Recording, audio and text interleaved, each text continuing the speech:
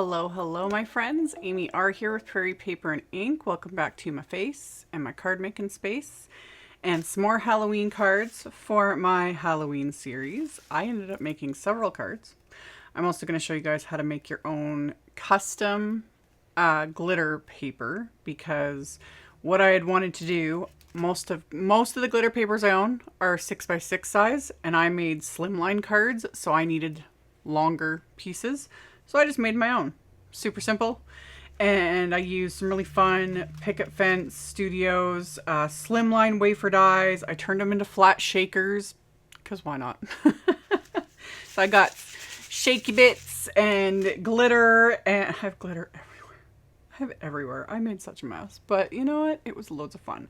So at the end of the video, I will have a link to my playlist with all of the Halloween cards I've done so far this year, all the videos. I also do have playlists for flat shaker cards. I have playlists for slimline cards. Not sure how many I can fit in the end screen, usually only a couple. But I also put things in the upper right corner too, just random videos, random playlists that you guys might be interested in or may have missed. So you can always check those out. And then you can always find all this stuff on my YouTube channel as well. And yeah, let's get into the actual making of these cards. Alrighty, so to make your own glitter paper, grab whatever color cardstock you want. You need some clear embossing ink. The paper pouncers for this are not necessary because you can just go direct to paper with your embossing ink of choice. I just like using the pouncers. And the pouncers are nice if you wanted to do, say, over a stencil. You'd have your stencil. I would use anti-sag powder first, then your stencil, and then you can pounce clear embossing ink over the stencil and then pour your embossing powder of choice over that and get like a glittery pattern or metallic, whatever heat embossing powder you choose. But anywho, you just need to get that clear embossing ink onto your cardstock.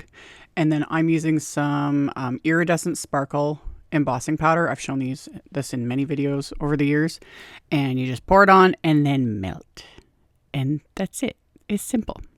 So that way you can get larger pieces. I haven't ever really bothered to do this and then tried die cutting from it. Sometimes it'll work, sometimes it won't, because with the heat embossing, sometimes it'll like start flaking off, especially if the die cut is very delicate.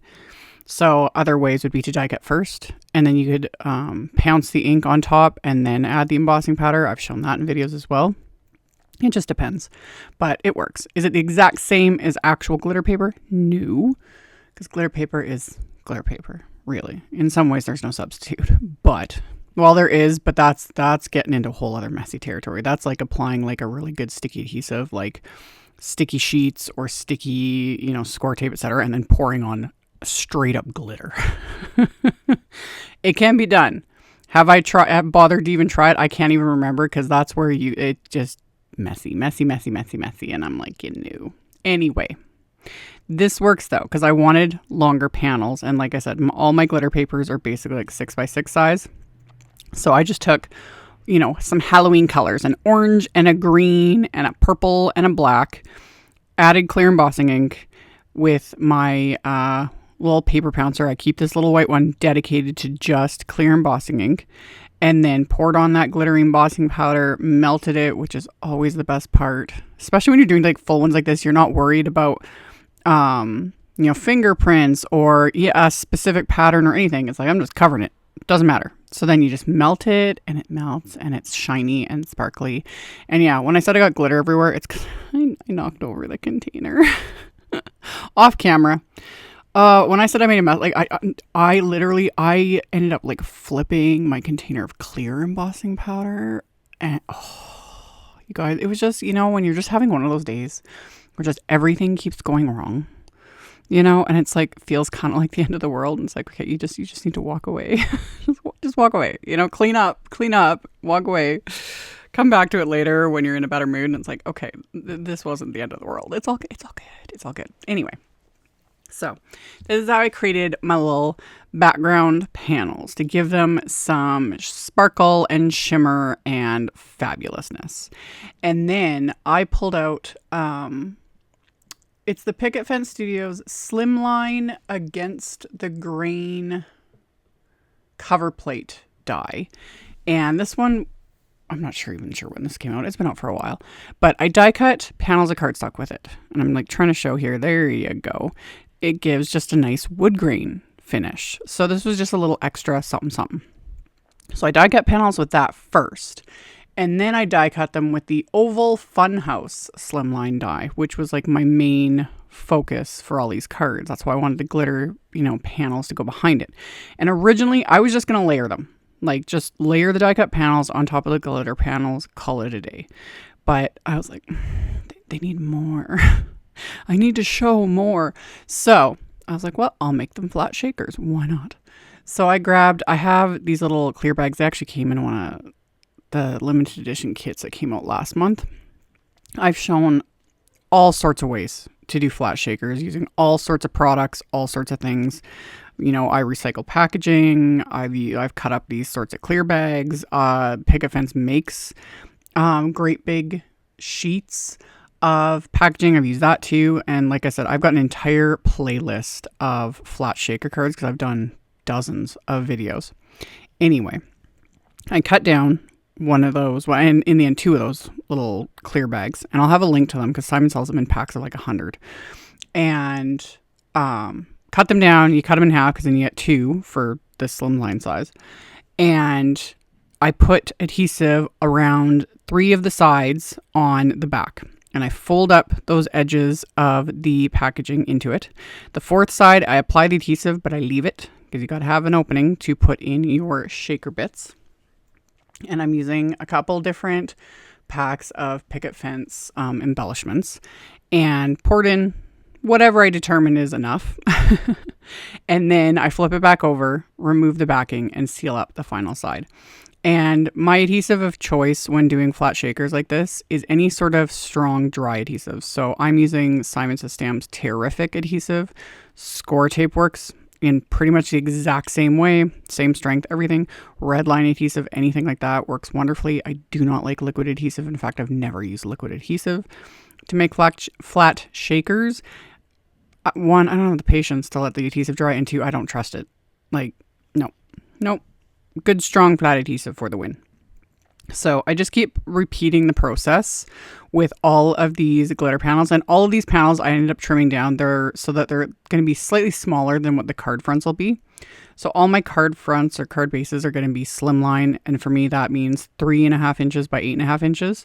So these panels I cut down to like 3.25 by 8.25, so they'll be just slightly smaller, just to make everything easier to adhere in the end. And with all of these, I just trim off the corners that are hanging over the edges after I've folded up, sealed in all the sides. I just use my scissors because there's always bits that kind of hang over the edge, and I just trim those off, and then the flat shakers are done. So to adhere the die cut panels to the front, I just use craft tacky glue.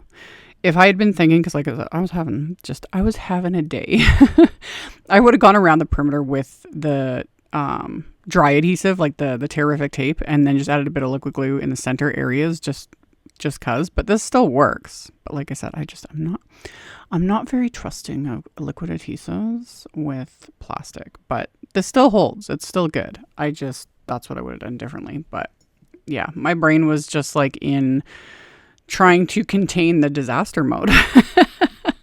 So again, repeating the process for all of the colorful glittery backgrounds. I had done black die cut panels with that oval funhouse slimline die cut. And then for the one with the black glittery, I did orange just cause.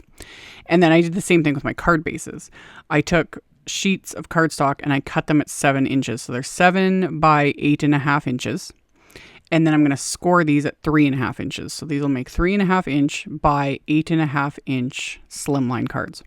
So I use my Score Buddy, use my little Teflon bone folder, give it a good score down the 3.5 inch mark, and then just reinforce that score line with the side of the bone folder. And then I just repeat the process with the other card bases.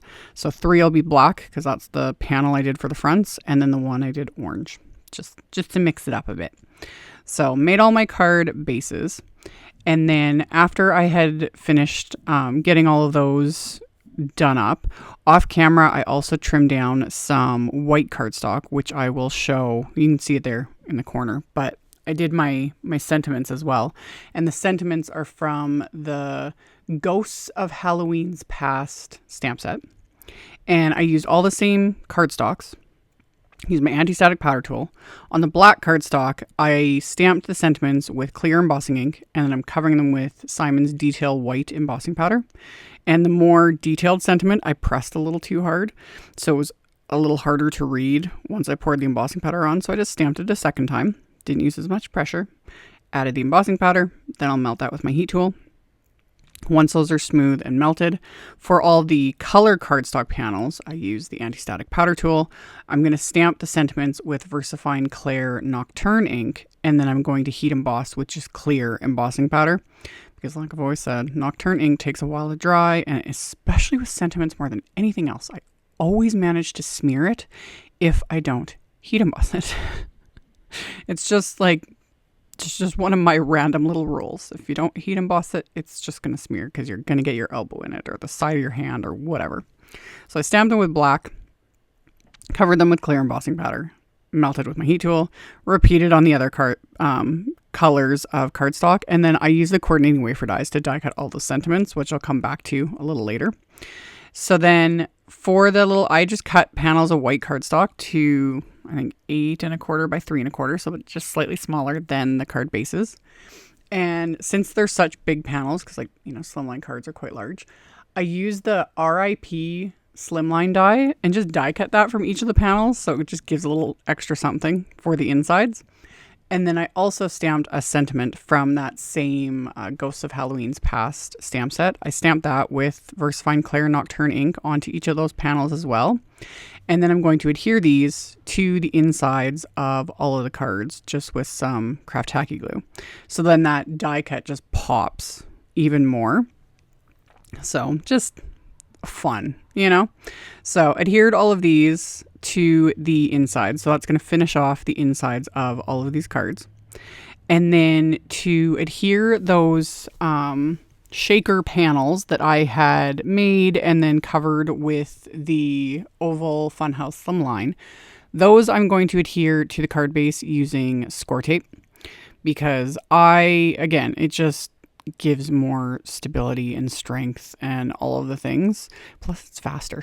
Because, of course, I have all the sizes of score tape. I don't even know why I ended up with all the sizes, but I do.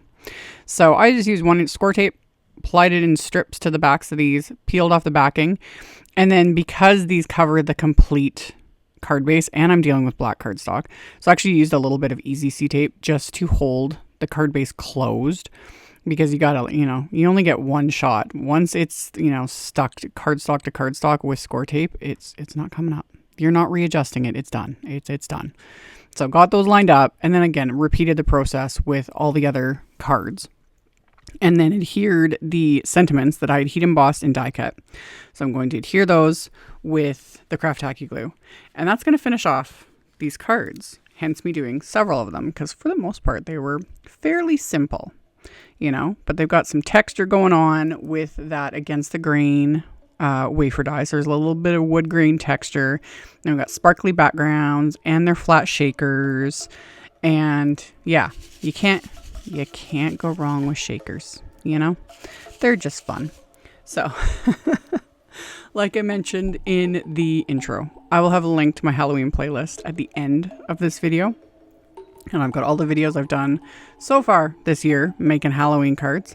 I will also have a link to my flat shaker playlist as well because there's all sorts of cards in that one. So those will be in the end screen at the end of the video. And then like I always do, I'll have a link below the video to my blog post. I'll have a supply list. I will link to all of the supplies I used so you can check that out below if you are interested. Thank you all so very much for taking the time to watch my videos, for thumbs upping, commenting, subscribe if you haven't. I'd love to have you, and I'll see you all very soon in the next one. Bye.